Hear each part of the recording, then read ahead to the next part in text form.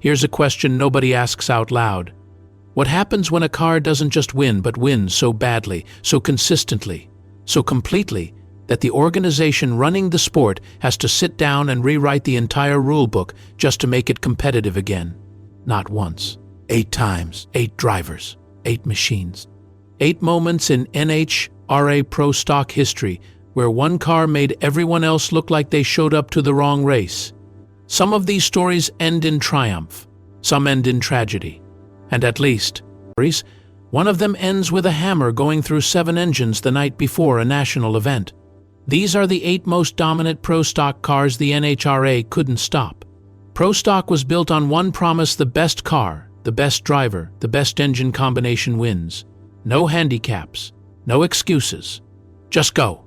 What they didn't account for was what happens when one car goes so much harder than everything else that fair becomes a concept without meaning. Let's start at the beginning. Number 1, Don Dino Don. Nicholson's Mercury Comet Eliminator won 1966. Before there was a Pro Stock class, there was one man proving it needed to exist. Don Nicholson earned his nickname Dino Don not on a drag strip but in a garage. He was one of the first drag racers in the country to use a chassis dynamometer to tune his cars back in the late 1950s, when most of his competitors were still guessing. While everyone else was running on feel and instinct, Nicholson was running on data, and the results spoke for themselves. In 1964, when General Motors pulled their factory racing support, Nicholson needed a new ride. Mercury handed him the keys to a factory AFX Comet. He proceeded to win over 90% of his match races that season. Not 70, not 80, 90.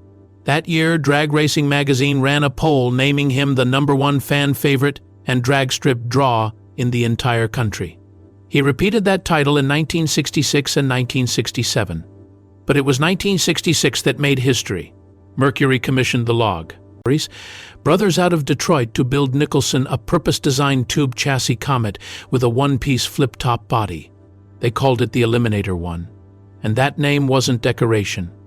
In August of 1965, Nicholson had already shocked the racing world by converting his AFX Comet to run nitromethane and fuel injection, altering the wheelbase, and then going out and defeating the Ram Chargers, Dodge, the top Mopar entry in existence, with a 9.30 at 150 miles per hour.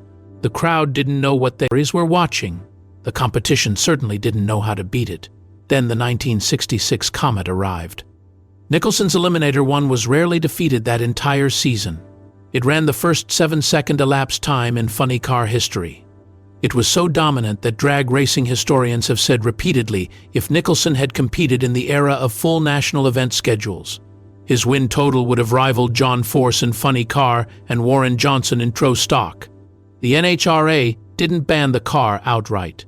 They did something more insidious. They made it increasingly irrelevant through classification, changes and rule revisions that slowly choked the life out of every advantage Nicholson had built. Dino Don adapted. He always adapted. That was the other reason nobody could stop him. Number 2, Ronnie Sox's Plymouth Hemi Cuda Dodge Demon Pro Stock 1970 to 1971, when NHRA launched the Pro Stock class in 1970. They had no idea what was about to happen. Ronnie Sox, a quiet, soft-spoken man from Burlington, North Carolina, who had learned to drive by practicing his shifting on a 1932 Plymouth Coup in his father's driveway, walked onto the national stage and became the most dominant force the new class had ever seen. 9 victories, 23 events. That's the record Sox compiled alongside his partner Buddy Martin in the 1970 to 71 4-speed era. Nobody in Pro Stock history before or since has matched that win percentage over a comparable stretch of national events. In 1971 alone, he appeared in 6 of the 8 final rounds on the entire NHRA calendar. He won the Winter Nationals, the Gator Nationals, the Spring Nationals for the 5th consecutive year, the Grand Nationals, the U.S. Nationals at Indianapolis, the Super Nationals. 6 wins in one season behind the wheel of his red, white, and blue Plymouth Cuda with that fire-breathing 426 Hemi under the hood. His 4-speed shifting was described by competitors as supernatural.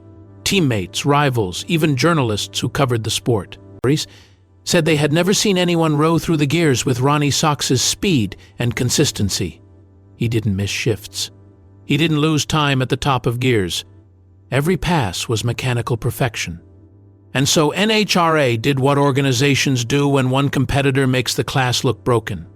They changed the rules. For 1972, NHRA reconfigured the weight brakes lighter, weights for Chevy and Ford entries with small block engines, heavier penalties on the Chrysler Hemi. Bill Jenkins and his small block. Vega took 6 of the 8 races that year. Socks was shut out of the winner's circle for the first time. Then in 1973, the clutchless Lenco transmission arrived, and the one skill that made Ronnie Socks untouchable, that supernatural 4-speed shifting mastery, was rendered irrelevant overnight. He never won another NHRA national event, and the Hemi engine that carried him to 9 of them never won another Pro Stock championship.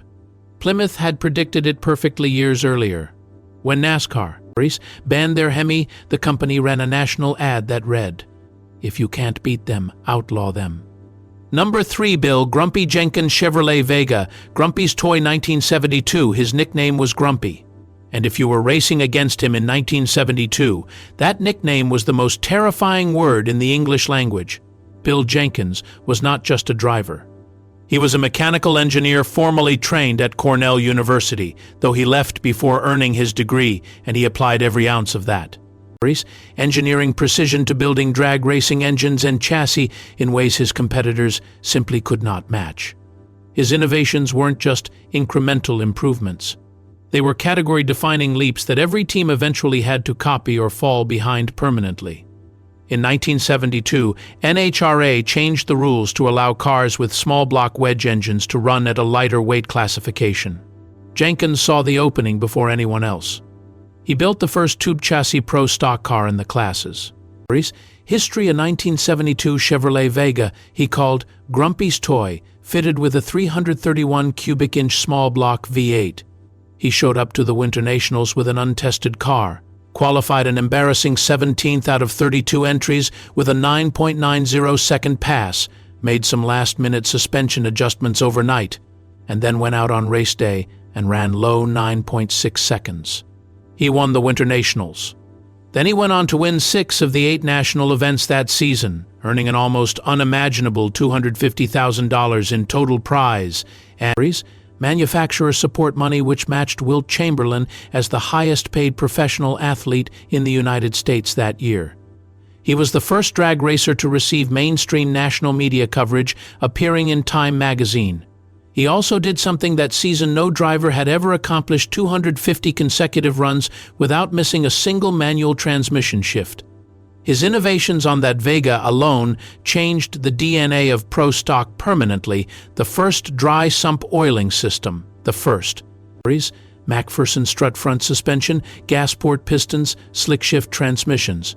Engines he built were used to win 5 NHRA Pro Stock championships and 3 AHRA championships. Jenkins was known to have little patience for small talk at the track. His nickname was well earned. But when he drove away from the line, nobody was laughing at Grumpy. NHRA found themselves reshuffling the class rules after his domination, introducing a simple 500 cubic inch 2,350-pound formula in subsequent seasons too.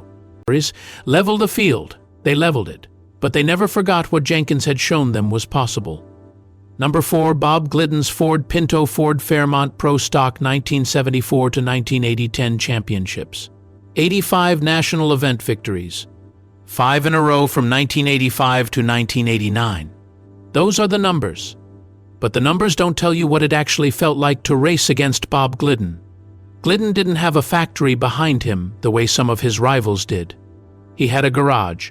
He had a work ethic that his peers described as almost frightening, a man who they called the Mad Dog, for his relentless, tireless, never-satisfied approach to building and tuning Ford drag racing power plants. His wife had handled the administration. His sons Billy and Rusty grew up in the pits. The entire operation ran out of a family team in Whiteland, Indiana. And it beat everybody. In 1978, Glidden ran both a Ford Pinto and a Ford Fairmont in the same season, winning at the Winter Nationals and the Cajun Nationals in the Corys, Pinto then debuting the Fairmont at the Summer Nationals. That Fairmont never lost a single round in national, divisional, or match race competition for the entire rest of the season. He tied Don Prudhomme for the most national event wins in a single season with 7 victories, including 5 consecutive wins. His points total of 16,035 set a new record. He lowered the national elapsed time record to 8.59 seconds. In 1979, he won 9 consecutive national events, from March to September 9. Straight times, the winner was Bob Glidden. He didn't lose a round for over 3 months. NHRA introduced the 500 cubic inch 2,350 pound formula in 1982. And Glidden adapted instantly, staying ahead of every rule revision through sheer engineering intelligence and the willingness to work harder than anyone else in the paddock. His career final round winning percentage of 69.6% is better than Warren Johnson, better than Greg Anderson, better than John Force, better than anyone who ever raced at the professional level in the history of the NHRA. He was the definition of a man the sport could never figure out how to stop. 4 cars down, 4 to go. And this is where it gets complicated, because the first 4 cars on this list were dominant because of engineering, because of driver talent, because of work ethic. The next 4, at least some of what made them dominant, wasn't entirely about the rulebook. Stay right here. Number 5, Lee Shepard's Reher Morrison Chevrolet. Camaro 1981 to 1985, 3 names on the door. 3 men from Texas. And together they built the most cohesive, relentless, technically innovative pro stock team of the early 1980s. David Reher, Buddy Morrison, Leah Shepard. From 1980 to 1984, Leah Shepard reached the final round at 44 of 56 NHRA national events. He won 26 of them, a win rate in final rounds of over 75%. He reset the national elapsed time and speed records 14 times during that stretch. He won at every NHRA national event, at least once. His overall competitive record in NHRA competition was a staggering 173 wins against 47 losses. In 1981, at the NHRA Winter Nationals at Pomona, Shepard ran a 7.86 elapsed time, the first 7-second pass in pro stock history. The class had never seen a number like that. Competitors looked at their timesheets and then looked at each other, wondering if the clocks were broken. They weren't broken. Reher Morrison was just that far ahead of everyone else. In 1983, Shepard became the first driver in history to win both the NHRA and NHRA Pro Stock championships in the same calendar year, a feat of sustained excellence that has never been matched by any driver before or since. He repeated it in 1984. 4 consecutive NHRA championships, 1981, 1982, 1983, 1984. And in March of 1985, Lee Shepard was on pace to win a 5th consecutive title, testing at Ardmore Dragway in Oklahoma with minimal safety equipment, making short 60-foot passes in windy conditions. A gust caught his parachute at the end of a run. The front end came off the ground. The car veered left. Shepard turned right to correct it. The front end came back down. He was killed on March 11, 1985. He was 40 years old. The drag racing world stopped.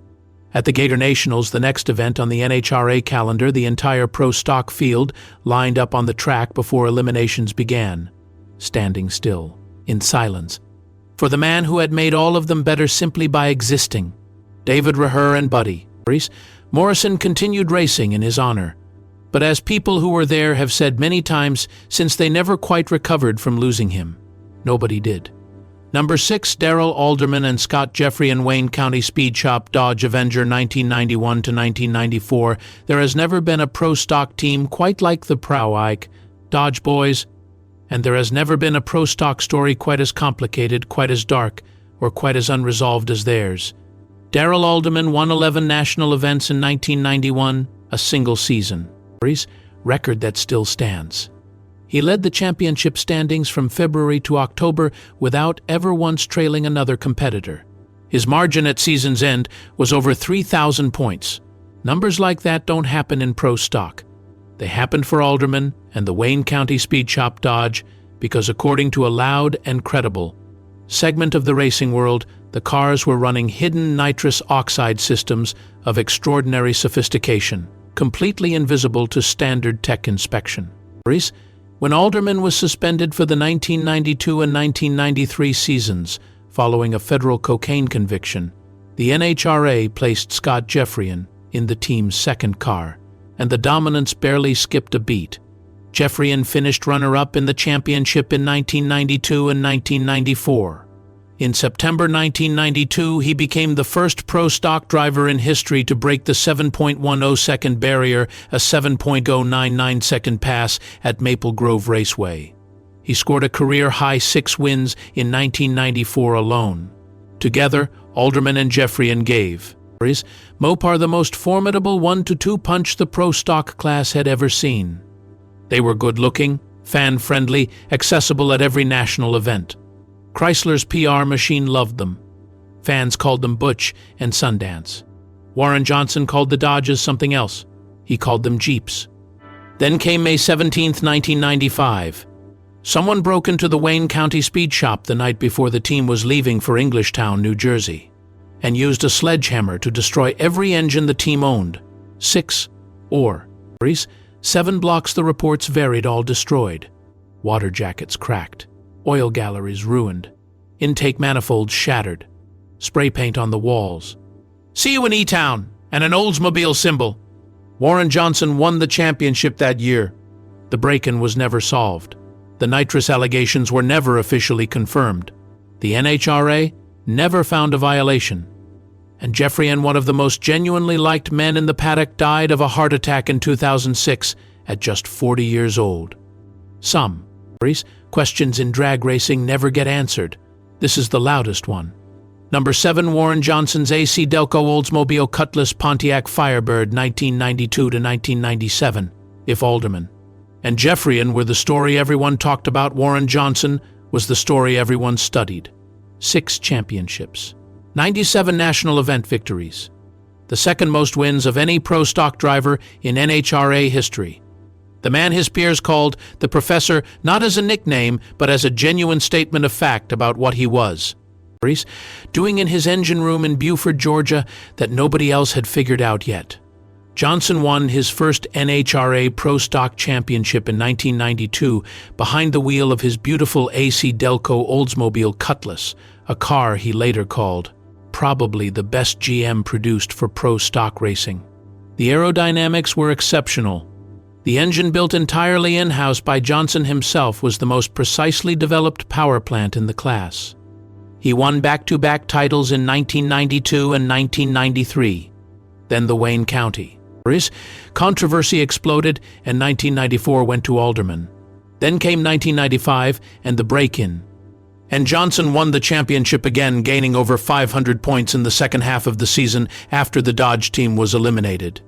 He won championships in 1998 and 1999 in the Pontiac Firebird. And then in April of 1997 at the Virginia NHRA Nationals in Richmond, Warren Johnson did something nobody had ever done in pro stock. He ran 200 miles per hour. A 200.13 miles per hour pass that broke a barrier the class had been approaching for years. He was the first pro stock driver to break 180 miles per hour, the first to break 190 miles per hour, and now the first to break 200 miles per hour. All 3 barriers, all broken by the same man in the same car family. His DRCE engine, drag race competition engine, became so foundational to the class that its architecture is still used by competitive pro stock teams today. He didn't just win. He defined what winning looked like in the modern era of the class.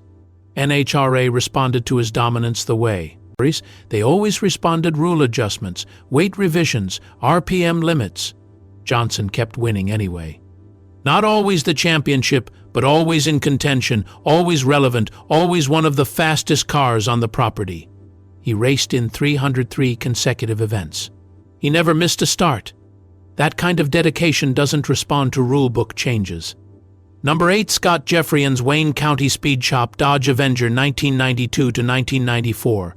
Alderman's absence. People remember Darrell Alderman when they talk about the Wayne County Speed Shop.